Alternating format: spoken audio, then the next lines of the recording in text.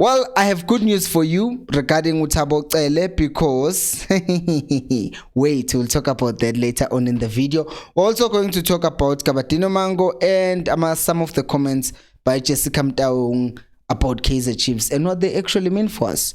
Let's get into the video. Hello and welcome to Khosi Nation Fan TV. I am Pelo, I am your host, and this is where fans meet and talk about Kaizer Chiefs. Khosi Football Club.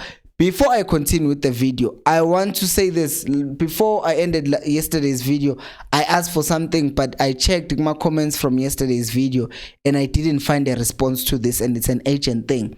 Guys, if you know how I can get to stadiums maybe with other fans, because I have issues right now. I don't have a car, so to drive to Nelspruit or to get transport to Nelspruit at night coming back from the game will be a struggle for me.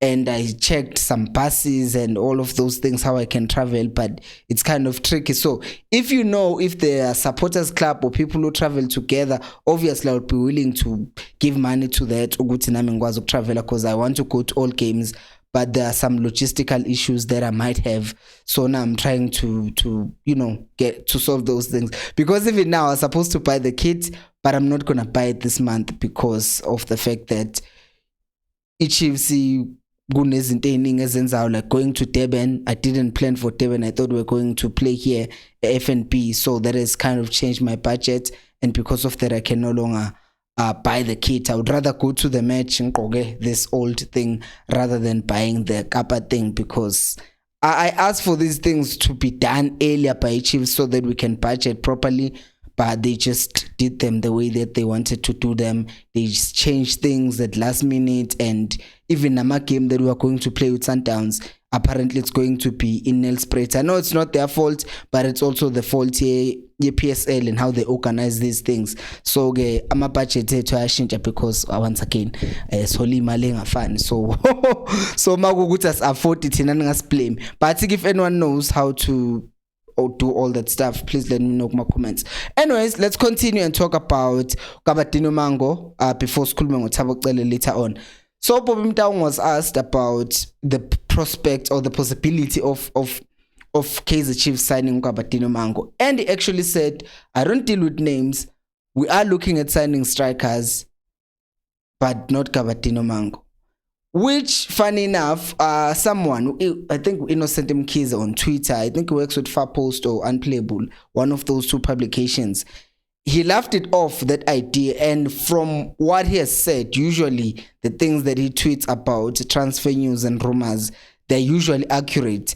And I found that interesting. Uguti, they still laughing off the idea. Uguti Bobby Mtaung is saying the signing is not going to happen, because there were strong reports Oguti Mango's deal is happening. So Sizobona, this is one of those things where we are going to see Uguti, is it going to be something that we think it's not true? Because why am I saying, am I even believing someone after Bobby Mtaung said something is not going to happen? I will tell you, because even on when they were launching the kit, Kaizer Mtaung Jr. said something very interesting. He said, the Nabi thing is very strange to me, because it was very disrespectful to Coach Atazwane to talk about a replacement of a coach while he was still there and blah blah blah. But what I found to be strange in that, yes, he did not say they did not talk to Kaizer to Nabi, Unazratin Nabi, but he said it's strange. And in a way, without answering the question, which is something that I said to Guti, this thing, yeah, boy, Guti, they are good sometimes with dealing with media, is good for them as a brand, but it kind of works us as Ama fans, because then we are divided to Guti. What did he actually mean by saying this thing gonna be strange to him? Is it saying it never happened? Because even from Nabi's side, he did talk Uguti, yes, this thing was happening. He was negotiating with the Chiefs. But now the Chiefs are coming out saying it's strange and they're just leaving it there. You get me? Even no Kune, when they were asked, they just said, oh, we heard about it. You get me? So now it's like, you heard about it, and did you know about it?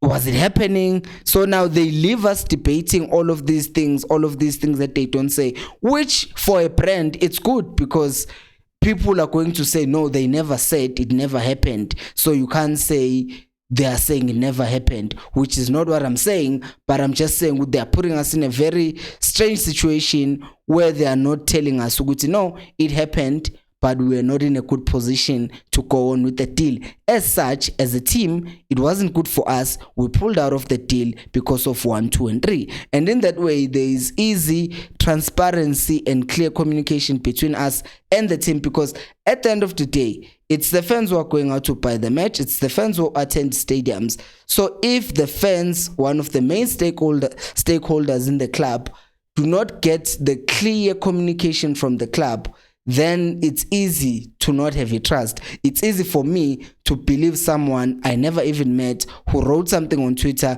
and has been proving with the things that he's saying they are true, than to believe Kaizer Chiefs, because most of the times he's going to tell me the half truth, or if he does tell me the truth, it's something that I already knew. Most of the times it's one of those rare situations like signing Ngangezana going abroad, where I was like, oh, I didn't know this is new, this was only known by Chiefs. But most of the things that Chiefs ends up telling us, it's things that we already saw somewhere being reported. And that is exactly why I'm saying Bobby Mtaung coming out and saying Dino Mango is not going to be signed, especially after Bobby Mtaung said that he actually what's this thing, after saying that it doesn't deal with names. It's strange to me. Now I'm saying something so strange. Also, not to mention Ugutu Jessica, when I was talking to Robert Marawa, he confirmed in Dabaga Nazruddin Nabi Uguti, it was a thing that was there. So you have one person on one hand seemingly denying or sort of making it seem like the thing is strange in some sort, but you have the other one confirming Uguti, yeah, I did, but it just didn't materialize. So you see where I'm going with this. Uguti Guba strange, as they are saying it's strange now, when they come up with a story, but then they are not able to fully support their statement or to fully back what they are saying. And it's interesting. Please like the video and subscribe to the channel, because right now I am busy trying to suppress my dissatisfaction with how the club is run right now. Because speaking of what Jessica said, Robert Marawa, he talked about how she talked about how Kaizer Chiefs is actually a business also, and it must make profit, which is absolutely 100% true. Kaizer Chiefs is a business. As much as they're a football club, they are also a business. But we'll say this again, Kaizer Chiefs is a football club, right? Is a business that is a football club, which means the primary way of making money is excelling on the football field. Winning cups, then they will get you money, then you'll get more brand sponsorship partnerships and sponsorships and whatever, which so happens with Chiefs, they've been poor, but they were still getting brands. And she also talked about how we must be careful in how we spend. But the problem is, while we're being careful with how we spend, Pirates are not careful with how they spend. I'm not going to mention the Sundowns here, because the Sundowns, they're just on the league of their own in terms of financial strength. So I'm going to put them on the side and just say, let's look at how Pirates have been spending. They won 2 cups last year. And when they were spending, signing all the strikers in the DStv Premiership, people like me also, Nama also said, Pirates, they're signing all the strikers, ha ha ha. And we didn't even have a striker. So what I'm trying to say is, yes, it's a business, but sometimes if you are too careful, then what ends up happening is the same situation that we've been going through over the past 8 years, which is not winning anything, and next season you are careful again, Pirates are not careful, they win something. Once again, the same thing continue happening. Even Kukune right now, I will say this, Uguti, I wasn't a big fan of signing who's this guy, Umukocho, right, because of his injuries and his age. But a lot of people in the channel were saying, Umukocho, please let's sign Umukocho, he's a seasoned player, blah blah blah, and all this thing. I'm not saying blah blah blah in a disrespectful way. I'm saying it, Uguti, and other points that they were making. But Isekukune went out and they signed Umkocho, and he did help them to reach the finals. And then Kuletswalo Bambi Bola, who's also another player that we didn't sign, and then they ended up conceding a penalty and losing, and all of those things happened. But we didn't sign Umkocho, but we also didn't sign anyone else to take Indao that would have otherwise been taken by Umkocho. We didn't sign Uchala. I wasn't a fan of signing Uchala in any case, but still we didn't find someone else who was going to be in that place. People will say, but Impilo have Castillo Manch. To which I will respond and say, look, yes, we do have Castillo, but to Castillo, if you noticed yesterday, as I've been saying, he is very good as a passer of the ball, right? He is very good in passing the ball. I know a lot of you will agree with me in this one. Please subscribe to the channel also. He's very good at passing the ball, which means he would also fit perfectly as playing as a number 8. I'm just going to let that sink in, Uguti. Because we lack creativity further up the field, if you have Castillo and then you have Umshini next to him, and they are playing in those positions, then you have more people who are able to pass the ball.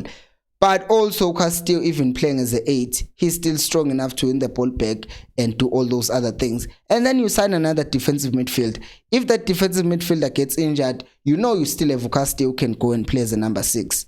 You know good you can find other ways you can make him a makeshift, but at least have a proper defensive midfielder, a backup defensive midfielder who gets enough game time, and also have just another one sitting on the bench that plays from time to time.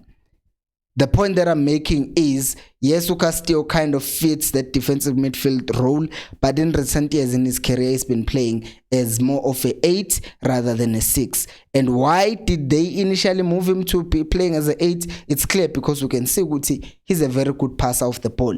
All the time, one of the things that people have been complaining about, Ustebe, who, by the way, I love, or what's the word, objective when I'm judging him, because I think he's a good player. They've been blaming him of playing too many sideways passes, too many backward passes, which is the same thing that people complain about Umat at times. Look at how many forward passes Castillo plays. Always, all the time. Yeah, number when he gets the ball, he's finding a way of playing the ball forward. That's the player that he is. And if you're playing him as an 8, he would fit even better in that position. But that's not to say he's a bad 6. It's just there to say he would be even better as a number 8 because he would give us more further up the field. Because playing against most teams, as Odlala Chiefs, as will sit deep, it doesn't matter how much pace you have. If you don't have creative players who will find passes, small spaces, which is what Castillo does or has done in the preseason matches that we've seen him play. So I'm just going to say this and leave it there for you to say whatever you want to say about Kuma comments. So learn to be careful, going back to this thing, be careful and not spending money on players that we need is kind of harmful to Chiefs as a team, because clearly we haven't won anything. And I'm not going to compare us to Sundowns. I'm just going to say, look at what Pirates have been doing and look at what Pirates has achieved by not being careful. Not saying be reckless, but don't be too careful. Now let's talk about Thabo Cele. Some people who started watching this video were like, some of you skipped to this moment and like, oh, okay, so what's happening with Cele? Team are playing a friendly today as we speak, and is not in the match day squad, which is good news for Chiefs, because we had to go to Chiefs offered him a 3-year contract, and the contract is ending on the 31st of July, and then on the 1st of August, we can expect to hear an announcement from Kaizer Chiefs saying Thabo Cele has been signed by Kaizer Chiefs. So that's good news for us, and that would be really, really good business for us, because then Cele can play as a 6, and then Usongam Castillo to play as an 8 and add more physicality in your midfield, because against teams like Sundowns, who have good quality players in midfield, you're not just going to need creativity when you are scoring. That's where our, I almost said that's where our road runners, that's where our speed players will show their ability when we're playing against Sundowns, because we'll be on the high line and then we can exploit those spaces behind. But playing against other tough opponents who are going to sit back, then we're going to need as much creativity as we can. And if Castillo fits that bill, then we can push him further up the field. And Thabo Cele will definitely help us with that. What did you think about everything that I said? Remember also to talk about that thing, your travel. How can you assist me with that? Do you know someone or a Kaizer Chiefs fan branch somewhere near Albertine? Let me know. Thank you so much for watching. And until next time, remember, equals Alpelumoya.